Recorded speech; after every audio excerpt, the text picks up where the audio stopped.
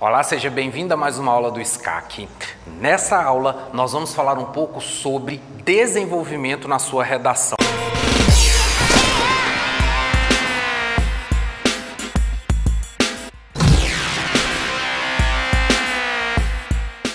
Olá pessoal, sou o professor Gleison Versosa.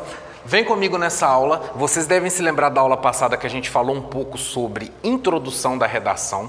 Hoje nós vamos trabalhar um pouco no desenvolvimento, tá? O que acontece? Você chegou lá no seu texto, fez a sua introdução daquela forma que a gente tinha explicado e depois a gente vai aprofundar um pouco mais.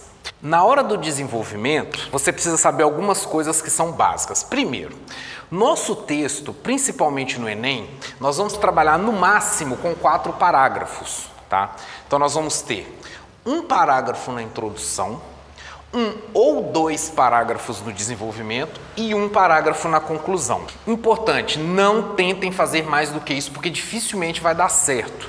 Lembre-se que no Enem você só tem 30 linhas. Eu recomendo, eu acho a melhor forma, que aqui você esqueça 2 e faça 1. Fica mais sincronizado, fica mais até esteticamente prático para o examinador perceber e a sua possibilidade de se perder nele é menor se você tiver apenas um parágrafo. Então veja bem, você fez lá a sua introdução, não se preocupe com isso que depois a gente vai aprofundar como fazê-la. Terminou a sua introdução, você necessitará fazer o seguinte: logo no início aqui do seu desenvolvimento, a sua primeira palavra do desenvolvimento, a primeira, tem que ser uma palavra que se relacione ao que foi dito lá atrás. Professor, mas eu não sei o assunto, não sei o tema da redação, não interessa. Essa palavra vai ter que ser uma palavra que se conecta com o que você disse antes, por exemplo. Dessa forma, posso simplesmente no parágrafo do desenvolvimento já partir para aqueles macetes que eles sempre falam. Primeiramente, não sei o quê. Pode. Não é recomendável. Pelo seguinte, essa primeira palavra sua aqui, no desenvolvimento, ela tem que estar conectada aqui porque isso vale ponto. Isso vale ponto no item 4 da correção do Enem, que é o item que julga as suas conexões textuais. E uma das coisas que esse item julga nas suas conexões textuais é se em cada parágrafo você começa com um conectivo. E esse conectivo, para que você consiga ganhar a nota total, ele tem que estar relacionado ali em cima. Você pode dizer assim, dessa forma, ou seja, você conectou com aquilo que você falou antes, então dessa forma está conectado ali, e logo na sequência aqui você pode falar primeiramente. Dessa forma, primeiramente, para abordar o assunto tal. Arriscado também. Por quê? Se você vem aqui e fala primeiramente, depois você tem que falar mais alguma coisa. Então tomem cuidado com essas coisas. Não se esqueçam que a sua redação ela tem que manter uma coerência interna. Se você falou primeiramente aqui, você vai ter que ter alguma coisa que seja considerado segundamente, digamos assim. Então se primeiramente você coloca um argumento, depois você precisa colocar outro. Às vezes não dá tempo. Então é melhor, ou mesmo quantidade de linhas, porque se a gente está pensando e a gente sabe que lá você só tem 30 linhas à sua disposição, você precisa balancear isso daqui. Você só vai ter 10 linhas para fazer isso daqui. Então, se você esticar muito, não vai dar certo. No início, principalmente, quando você, aluno, está aí começando a tentar produzir a sua redação, é normal você achar que não vai conseguir produzir 30 linhas. Mas esse não será o seu problema. Você vai ver que o seu problema, às vezes, é conseguir encaixar o que você precisa dentro dessas 30 linhas. Porque quando você tem um modelo estruturado, sabendo como fazer, 30 linhas fica pouco. Então pense o seguinte, aqui dentro desse desenvolvimento, nós vamos continuar as ideias que a gente colocou lá em cima. Aqui você vai colocar um exemplo, e aí eu vou falar do que você tem que fazer no exemplo. Ó, pode contar caso? Pode. Você pode contar um caso da sua família? Pode. Vai ser valorizado na hora da correção? Não.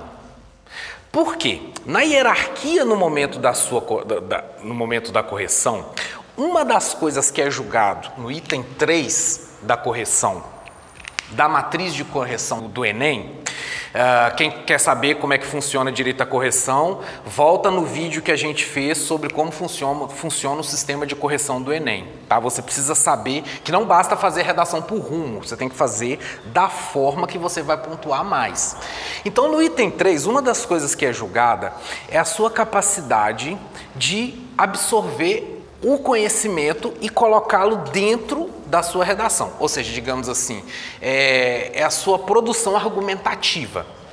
Se você na sua produção argumentativa só usa casos de família, obviamente, ou de um colega que você conheceu, que fez tal coisa, tal, obviamente a sua força argumentativa ela vai ser menor, porque você vai estar falando de casos, vamos dizer, banais. Agora, se você pegar um caso conhecido da mídia, por exemplo, ou se você usar uma citação, que esse eu acho que tem que ser o caminho que você tem que usar, você vai ser mais valorizado no item 3. Outra coisa importante vai ser o item 2, que também vai julgar a sua capacidade de trazer outros conhecimentos extra para dentro da sua redação.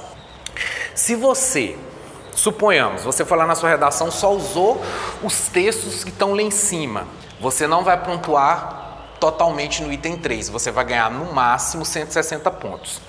Se você veio aqui e contou um caso, por exemplo, saiu a notícia no jornal tal, você usa uma citação, esse item 2 você já vai conseguir o total, que é 200 pontos. Claro que para isso também, essa citação sua ela tem que ser encaixada. Então, melhor forma de se fazer, você vem aqui e coloca dessa forma. Ao invés de colocar primeiramente, segundamente, essas coisas, depois dessa forma, você já tenta encaixar uma citação. É necessário que você decore algumas. Por exemplo, dessa forma, é importante salientar que... Você pode colocar dessa forma, é importante salientar que... O homem nasce livre, mas a sociedade o corrompe. Por exemplo, uma citação lá do Rousseau.